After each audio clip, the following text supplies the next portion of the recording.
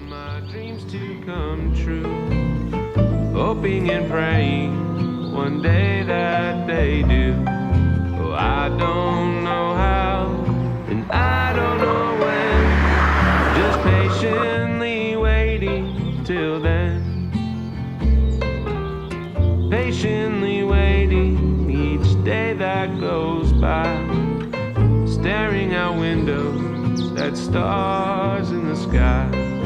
Imagining one day I'll be one of them, but patiently waiting till then.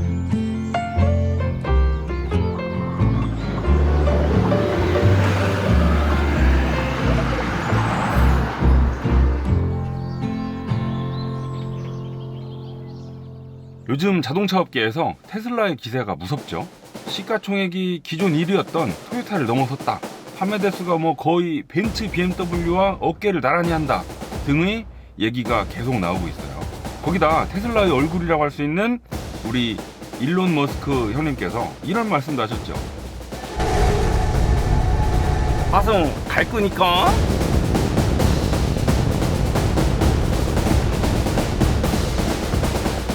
이런 테슬라의 중심 모델이라고 할 수 있는 모델 3가 최근 페이스리프트를 거쳤습니다.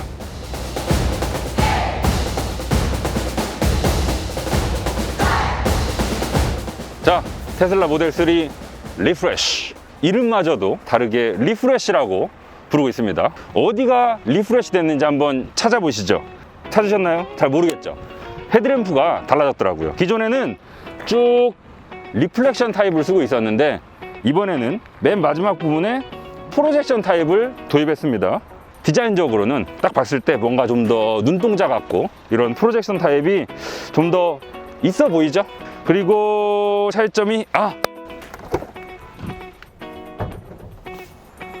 트렁크가요, 깊이가 달라졌습니다. 기존에는 깊이가 한 요 정도는 됐었을걸요 아마? 근데 지금은 보시는 것처럼 요 정도밖에 안 되죠. 이번에 리프레쉬를 거치면서 기존에 없던 히트 펌프가 추가됐거든요. 겨울에 저온 상황에서 주행거리를 좀 더 늘려줄 수 있는 히트 펌프가 이 아래 자리를 하는 바람에 이 트렁크의 용량이 조금 줄어들었습니다. 이거 용량 줄어드는 것보다는 좀 더 멀리 달리는 게 훨씬 낫죠. 자, 그리고 옆으로 가보시면 가장 큰 차이점은 요런 장식들이죠. 요런 장식, 요런 장식, 요런 장식, 요런 장식. 제가 방금 손으로 콕콕콕 집은 자리들이 원래는 다 반짝거리는 크롬이었어요. 근데 다 검정색으로 바뀌었죠. 이게 훨씬 더 스포티해 보여요. 자, 그리고 타이어도 바뀌었습니다. 기존 영상을 보니까 예전에는 미쉐린께 끼워져 있더라고요. 근데 지금은 피렐리 P0가 들어가 있죠. 여기 보시면 일렉트라고 써 있어요. 전기차 전용 타이어라는 뜻입니다. 야, 전기차랑 내연기관 차랑 타이어까지 다를 필요가 있나? 생각을 해보면 비슷한 크기라고 쳤을 때 전기차가 조금 더 무겁죠, 배터리 때문에.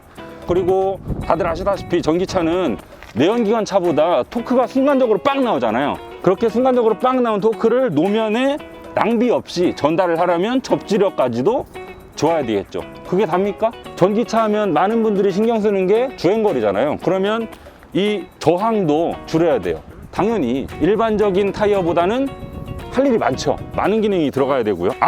하나 빠뜨렸네요. 조용해야 돼요. 엔진 소리가 없어짐으로 인해서 다른 소리들이 부각된단 말이에요. 타이어로서 갖춰야 되는 건 다 해야 되는 타이어가 바로 전기차 타이어라고 볼 수 있어요. 여기 보시면 PNCS라고 써있죠. 이게 피렐리의 소음 저감 기술인데, PNCS라는 요 마크, 롤스로이스 고스트에 들어가는 타이어도 이 PNCS 마크가 달려있거든요. 근데 이 휠 진짜 멋있다. 이거 20인치 휠인데 이 생긴 걸 보시면 휠 긁어먹기 정말 딱 좋게 생겼습니다. 자, 뒷모습에서는 달라진 게 없어요. 다만 보셨죠?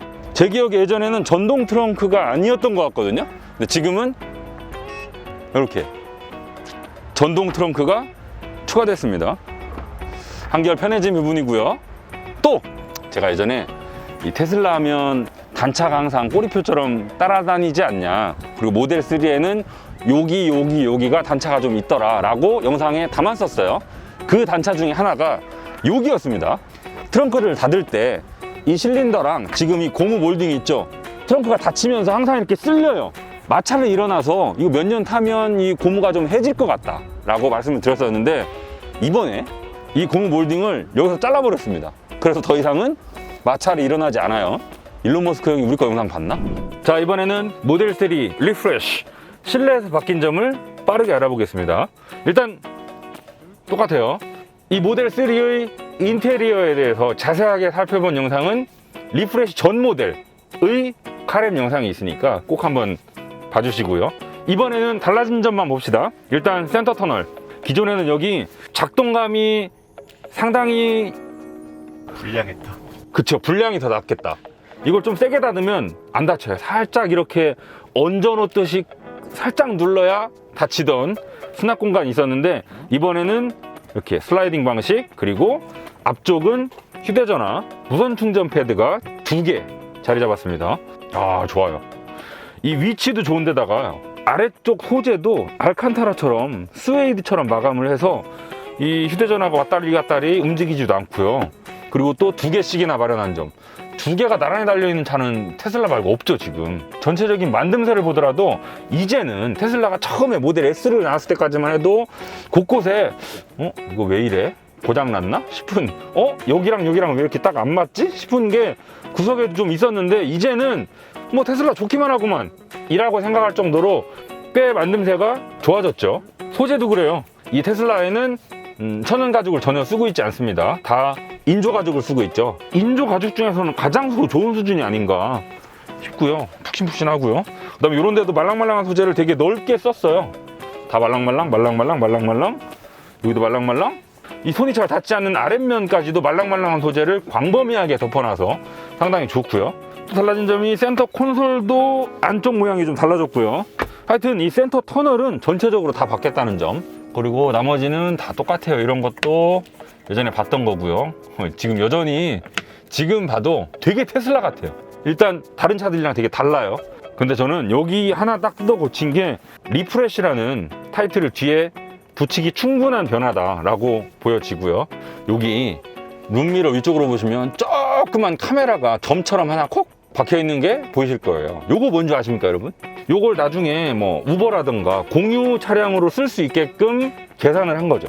물론 이게 테슬라의 본래 계획대로 많이 보급되진 않았습니다만, 공유 차량으로 쓰게 될 때는 이 차 안에서 다른 사람들이 내 차를 가지고 어떻게 써먹었는지 궁금하잖아요. 되게 걱정될 거란 말이죠.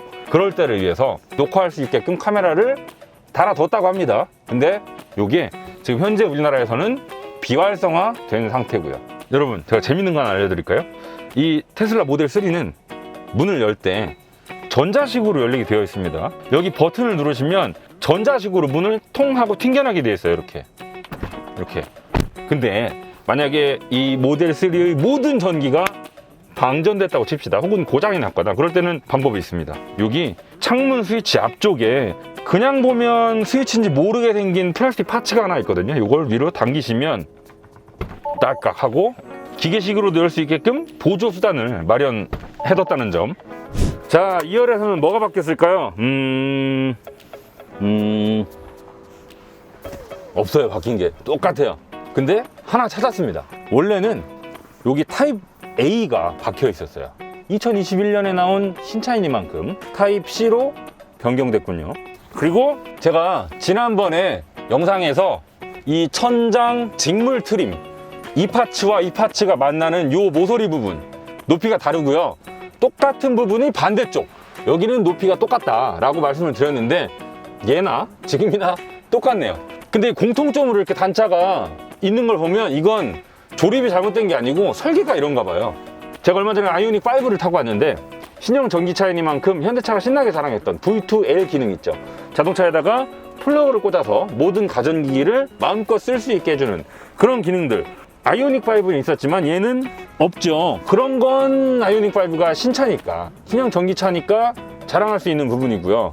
아이오닉 5를 만들 때 모빌리티인데 전기를 먹는 이런 개념으로 접근했다는 걸 느낄 수 있는 부분이 바로 시트였었죠. 시트의 앞뒤 움직임 폭도 되게 컸었고요. 여기도 그 유니버셜 아일랜드를 통해서 앞뒤로 슬라이딩이 됐었고요. 뒷자리 시트도 등받이가 상당히 많이 뒤로 움직였었거든요. 근데 얘는 등받이 각도가 좀 많이 서 있는 편이죠.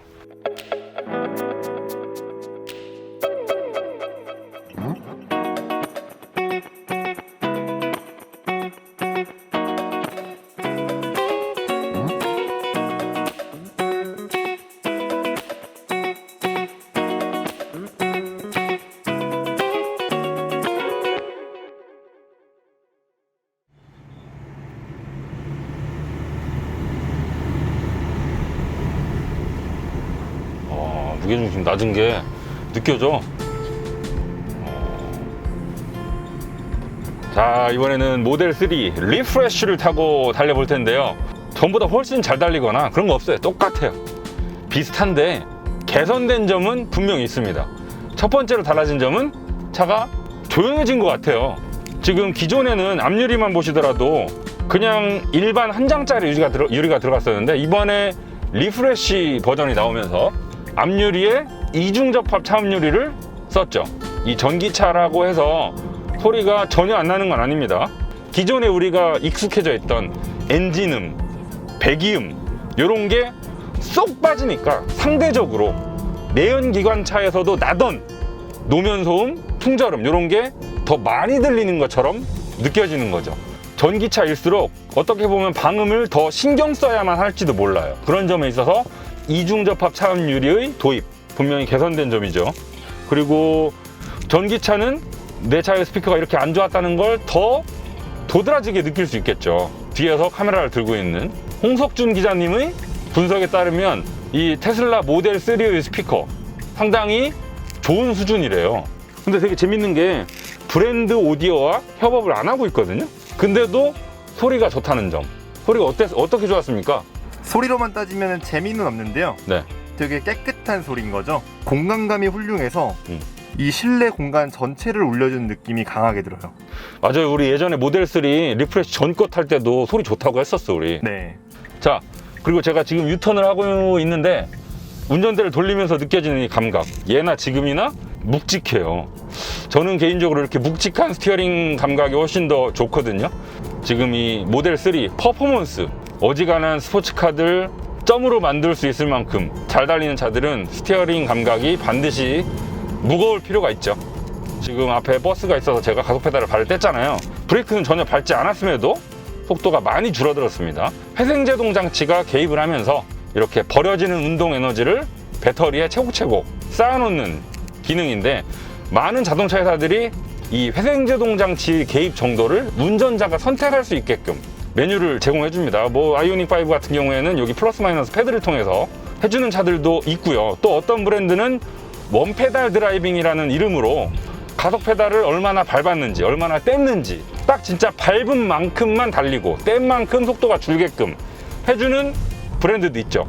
예전에 탔던 모델 S의 경우에는 이 회생제동 장치 개입 정도를 선택할 수 있게끔 메뉴에 제공을 해줬었어요. 근데 저희가 최근에 탔던 모델 Y 때부터는 그게 없어졌더군요. 지금 얘도 없죠.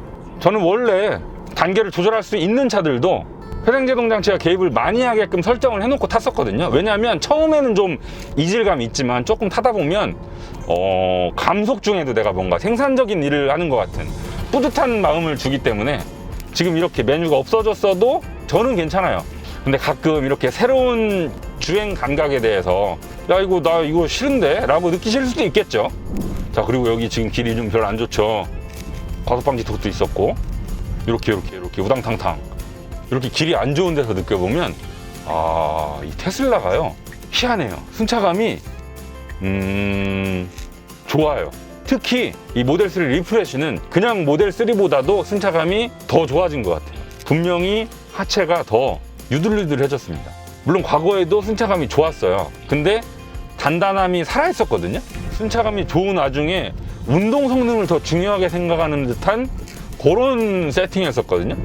근데 분명히 리프레쉬가 되면서 승차감을 조금 더 신경 쓴 듯한 그런 흔적이 느껴지죠. 테슬라를 타보면 항상 드는 생각이 뭐냐면 하체를 만들 때 정석으로 만든 것 같고요. 용량을 크게 만든 것 같아요. 다른 브랜드였다면 비슷한 성능을 내는 선에서 최대한 가늘고 최대한 용량을 줄여서 만들었을 걸, 테슬라는 뭐 용량 좀 커야 된다고? 크게 해. 뭐 좀 이렇게 만든 것 같아요. 차급에 비해서 더 위급의 하체를 끼워놓은 듯한 느낌?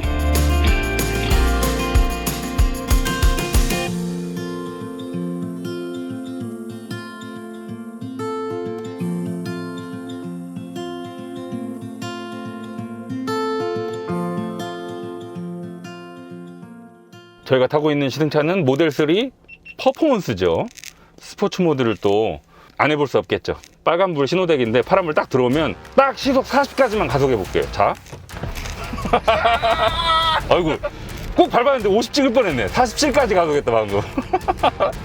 발끝에 있는 피가 머리끝까지 올라오는 그런 느낌이에요. 그 정도는 아니다. 만약에 이런 똑같은 가속을 내연기관차로 즐겼으면 아마 엔진음이 왕 하고 났겠지. 근데 얘는 그런 거 없이 그냥 차만 뿅 나가니까 되게 이질적이야. 자, 그러면 와인딩도 한번 달려보죠. 스티어링 모드를 표준, 가속은 스포츠로 한번 놔볼까요? 되게 희한해 전기차들은. 스티어링 느낌이 일단 칼이에요. 칼. 거의 스포츠카 수준. 지금 롤링도 있거든요. 포르쉐 911, 페라리 이런 차들처럼 롤링이라는 게 전혀 없는 차, 이런 애들이랑은 분명히 달라요. 롤링 있습니다. 스포츠카들은 내가 미끄러지는 한이 있어도 기울어지진 않을 거야, 이런 느낌이라면 순수 전기차들은 내가 기울어지긴 하되 뒤집어지진 않을 거야, 뭐 이런 느낌입니다. 이 전기차만이 줄 수 있는 안정감이 있어요 진짜.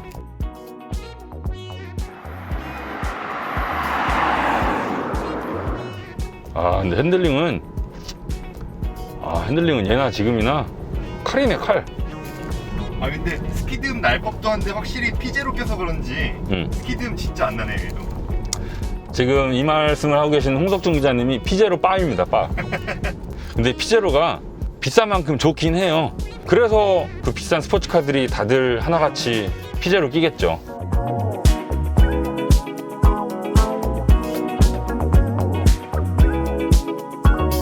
이게 딱 그거 같아. 우리가 뭐 글씨 쓰려고 만년필 쓰는 거 아니잖아. 뭐 시계 보려고 오토매틱 차는 거 아니잖아. 이제 그래서 내연기관 차는 오늘날의 오토매틱 시계나 만년필처럼 고가의 사치품 역할을 하게 될지도 몰라.